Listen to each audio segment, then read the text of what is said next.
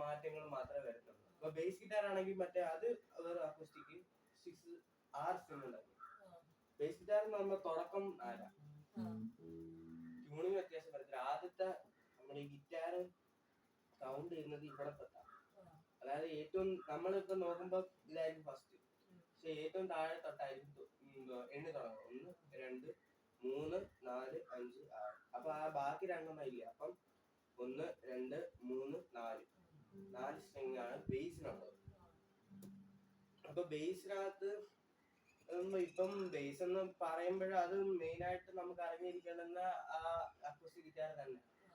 അപ്പൊ acoustic guitar അറിയാതെയും പലരും ബേസ് ആയിട്ട് തുടങ്ങി ചെയ്യാറുണ്ട്. അപ്പം ബേസ് തുടങ്ങുവാണെങ്കിൽ അപ്പൊ അതിനകത്ത് ഫസ്റ്റ് എ അല്ല E B G D A E E A B G G D A ഇതേ ഉള്ളൂ ബേസ് ആയിട്ടുള്ള ബേസ് ഗിറ്റാർ എന്ന് പറയുന്നത് ഈ 4 സ്ട്രിങ് മാത്രമേ കാണൂ. ബാക്കി ലെവലിലാണ് ഇവിടെ 5ാമത് വരും, ഇവിടെ 2 പിന്നെയും വരും, ഇയും ബിയും വേറെ വരും, പിന്നെ 5 കഴിഞ്ഞ് 6 കഴിഞ്ഞ് പിന്നെ 7 വരും, 8 വരും, അങ്ങനെ വരും. അപ്പൊ ഫസ്റ്റ് നല്ല മ്യൂസിക് എന്ന് പറഞ്ഞാൽ സംഗീതം എന്ന് പറഞ്ഞാൽ എന്തോ പറയാം,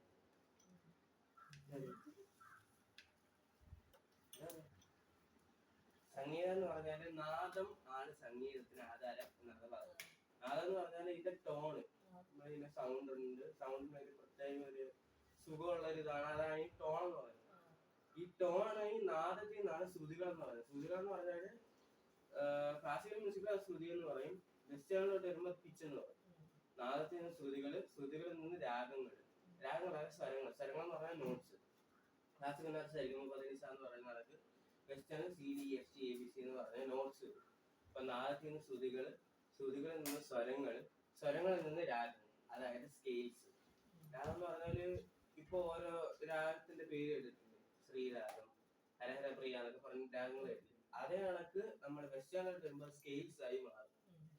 മനസ്സിലായില്ല? അത് ഞാൻ വേറെ നോട്ടായിട്ട് പറഞ്ഞുതരാം. അപ്പൊ ഇതാണ് സംഗീതം എന്ന് പറഞ്ഞാല് നാദമാണ് സംഗീതത്തിന് ആധാരം. അതെപ്പോഴും ഓർത്ത് വെച്ചാൽ മനസ്സിലാക്കി വെച്ചിരുന്ന. പിന്നെ നാദത്തിൽ നിന്ന് ശ്രുതികളിൽ നിന്ന് സ്വരങ്ങളിൽ നിന്ന് രാഗങ്ങളും ഉണ്ടാകും. ഇതിന്റെ മേളനം ഇതെല്ലാം കൂടെ ഒരുമിച്ച് നമ്മൾ ഉപയോഗിക്കുമ്പോഴാണ് സംഗീതം വരുന്നത്, സംഗീതം ഉണ്ടാവുന്നത്. മനസ്സിലായി? അതെപ്പോഴും ഓർത്ത് വെച്ചിരിക്കുക. റൈറ്റ് ഹാൻഡർ ആണെങ്കിൽ നമ്മൾ ഗിറ്റാർ വെക്കുന്നത് റൈറ്റ് തൊടയിലായിരിക്കും. മനസ്സിലായി? റൈറ്റ് തൊടയിൽ നമ്മൾ കൈ ഇങ്ങനെ വെച്ച് ഇങ്ങനെ ആയിരിക്കും വായിക്കും. അതാണ് നമ്മൾ പ്രിഫറൻസ് രീതി. പിന്നെ വായിക്കുമ്പോൾ മെയിൻ ആയിട്ട് ശ്രദ്ധിക്കേണ്ടത് എന്താണെന്ന് വെച്ചാല് റൈറ്റ് കാലിലാണോ വെക്കുന്നത്, അപ്പൊ റൈറ്റ് കാലിൽ ഇച്ചിരി ബാക്കിലോട്ട് വെക്കുക, ബാക്കി ഫ്രീ ആയിട്ട് ഇച്ചിരി കൂടെ ഫ്രണ്ടിലോട്ട് വെക്കുക. അതാണ് പ്രൊഫഷണൽ രീതി എന്ന് പറയുന്നത്.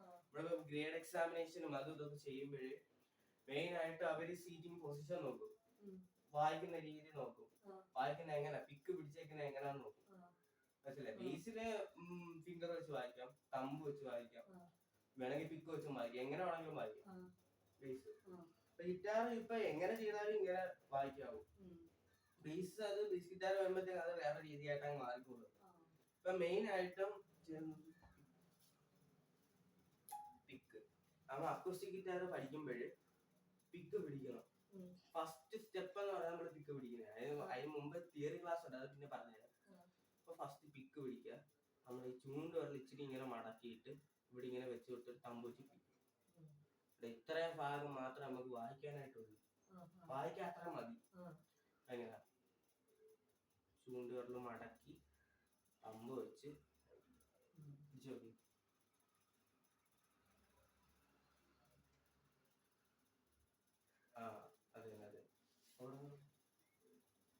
അതെ. ഇനിയിപ്പം ഫസ്റ്റ് സ്ട്രിങ് ഇതാണ്. First second third fourth fifth sixth, ഇത് 3 ആയിട്ട് അങ്ങ് മാറ്റി. ഇത് മൂന്ന്. അപ്പം ഇതിന്റെ പേര് അറിഞ്ഞിരിക്കണം. ഫസ്റ്റ് ഇതല്ലേ, ഫസ്റ്റ് ഇതാണ് E string, B string, G string, D string, A string, പിന്നെ ഇ. അതിന് വേറൊരു പേരുണ്ട്. ഇത് E2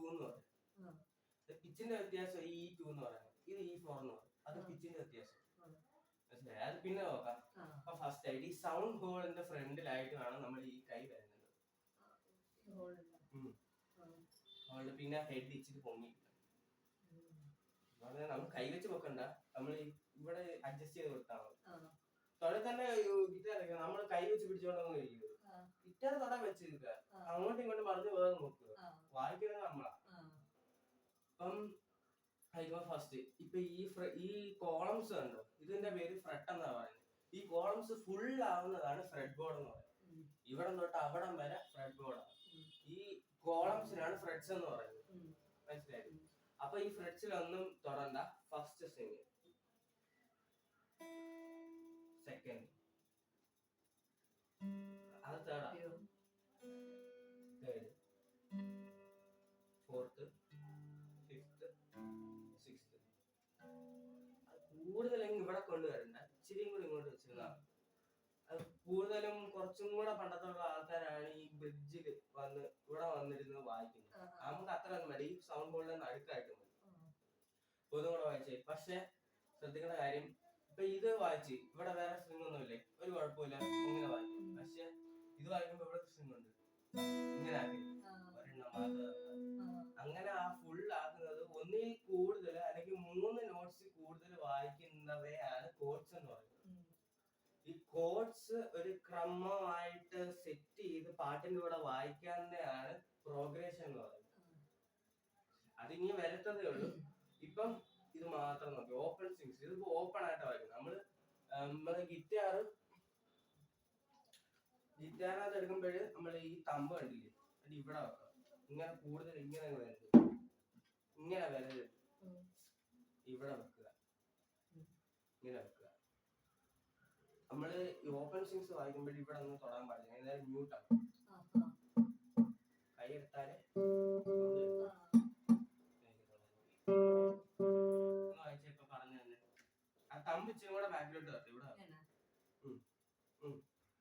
എന്നിട്ട് ബാക്കി വരകൾ അല്ല, നമ്മൾ ഈ ഇവിടെ കുഴിച്ചു കൊടുക്കണം. ഇച്ചിരി കുഴിച്ച് ഇങ്ങനെ പ്രസാദം മേടിക്കാൻ ചെല്ലത്തില്ല. അതായത് തമ്പിച്ച് തരം ഫസ്റ്റ് നോക്കി വായിച്ചാൽ മതി. ഫസ്റ്റ് സ്ട്രിങ് നമ്മള് ഡൗൺ സ്ട്രോക്ക് എന്നാ പറയുക. താഴോട്ട് നമ്മൾ സ്ട്രൈക്കർ വെച്ച് വായിക്കുന്നതിന് ഡൗൺ സ്ട്രോക്ക് എന്നും, മേലോട്ട് വായിക്കുന്നതിന് അപ്പ് സ്ട്രോക്ക് എന്ന് പറയുന്നത്. അപ്പൊ പതുക്കെ ഡൗൺ സ്ട്രോക്ക് എന്ന് പറഞ്ഞ് വായിച്ചു. ഇനി ആ സ്ട്രിങ്ങിന്റെ നമ്പർ പറയത്തില്ല, പേരേ പറയത്തില്ല. അപ്പൊ ശരി, ഫസ്റ്റ് സ്ട്രിങ് സെക്കൻഡ്,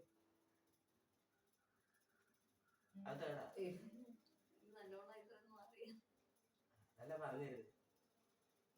നമ്മൾ നേരത്തെ സരിഗമപദനിസ എന്ന് പറയുന്നത്. അപ്പൊ നോട്ട്സ് വെസ്റ്റേണിലും ക്ലാസിക്കലിനെ അറിയാൻ വേണ്ടിട്ട് മാത്രം എഴുതിയതാ. നോട്ട്സ് ക്ലാസിക്കലിനകത്ത് ഇത് മേളത്തിൽ കുത്തിട്ടാൽ നമുക്ക് അറിയണം ഇന്ന സാധനമാണ് ഇത്.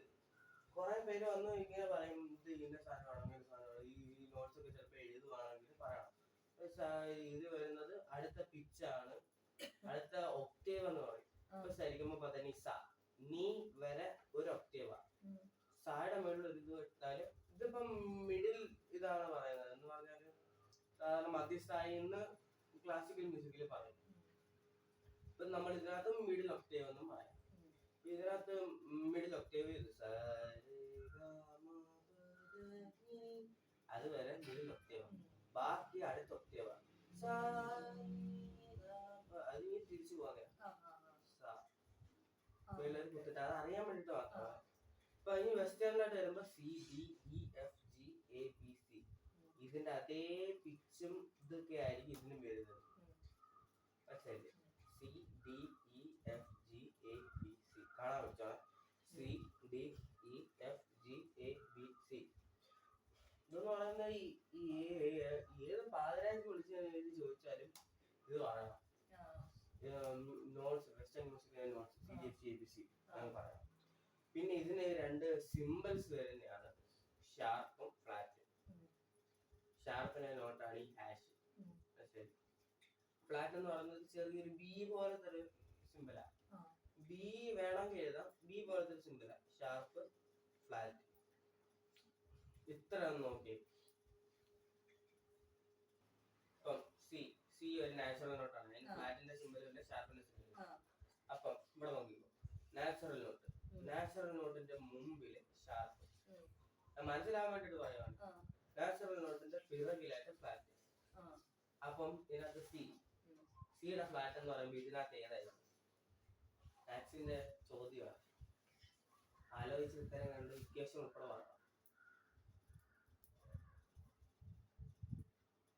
തെറ്റിയാലും കുഴപ്പമില്ല, ശരിയായാലും കുഴപ്പമില്ല. ശരിയായ നല്ലത്.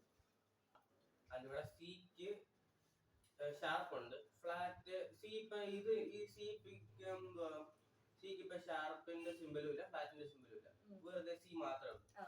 അപ്പൊ സി ഒരു നാച്ചുറൽ നോട്ടാണ്. നാച്ചുറൽ നോട്ടിന് മുമ്പ് സി ഷാർപ്പ് താഴെ. നാച്ചുറൽ നോട്ടിന് മുമ്പാണ് ഷാർപ്പ് വരുന്നത്. നാച്ചുറൽ നോട്ടിന് പിറകിലായിട്ടാണ് ഫ്ലാറ്റ് വരുന്നത്. അപ്പൊ സി ഫ്ലാറ്റ് എന്ന് പറയുമ്പോൾ ഇതിനകത്ത് ഏത് നോട്ടായി?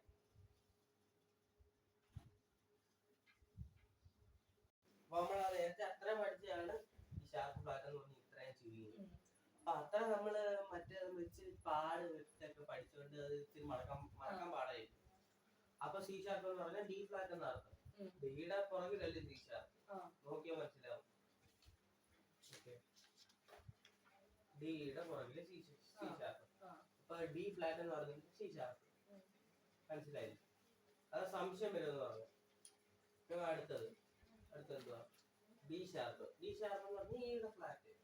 ഈ ഫ്ലാറ്റ് എന്ന് പറയുമ്പോൾ ഈയുടെ പുറകിൽ ഡി ഷാർപ്പ്. അങ്ങനെ ഇത് ഈ അത്ര നമ്മള് പാടുപെട്ട് പഠിച്ചത് ഇത്ര ആയിട്ട് നമുക്ക് പെട്ടെന്ന് പഠിക്കാൻ പറ്റും. ഇത് നോക്കി വെച്ചാൽ മാത്രമേ. ഓപ്പൺ സ്ട്രീറ്റ്സ് നേരത്തെ വായിച്ചാൽ 1 2 3 4 5 6 E B G D A E 3 6 6 5 4 3 2 1 E A D G B E. ഇത് ഫസ്റ്റ് വായിച്ചു, ഓർമ്മയുണ്ടോ? രണ്ടാമത് E6 E6 second fifth third fourth അത്ര.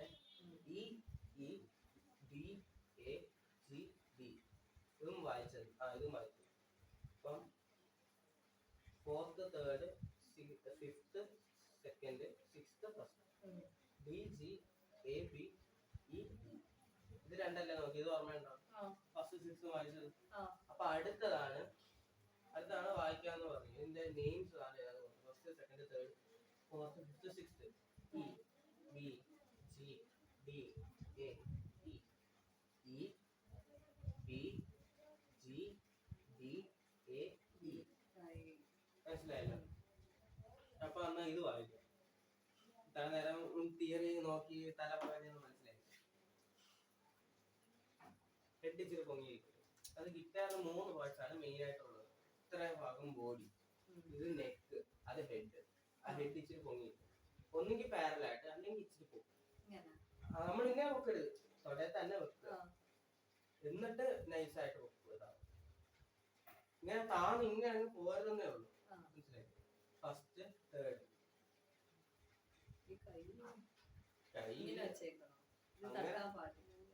സിംഗിൾ തട്ടാൻ പാടില്ല. അതിനെ കുഴിച്ചിങ്ങനെ വെച്ചിരുന്നാ മതി. അങ്ങനെ വെച്ചിരുന്ന സിംഗിൾ തട്ടാൻ. Third third third third third second fourth third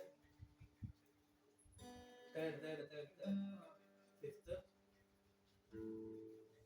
fourth sixth.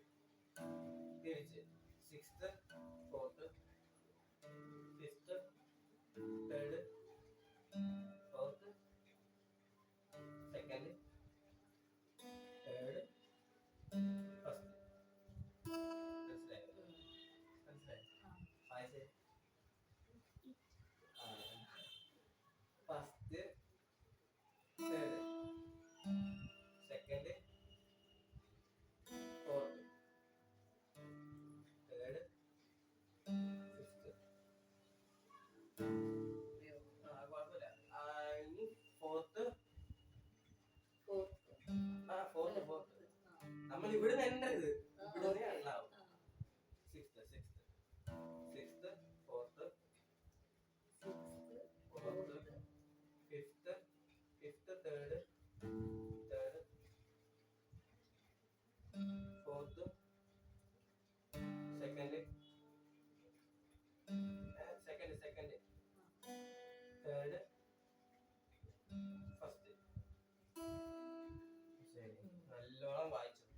വായിച്ചെടുത്തോ.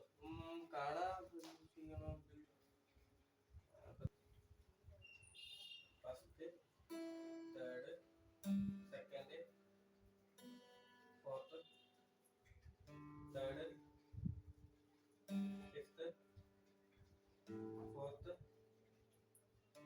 Sixth. ഇനി sixth, fourth, fifth, third, fourth, second, third, first. വായിച്ചോളാം.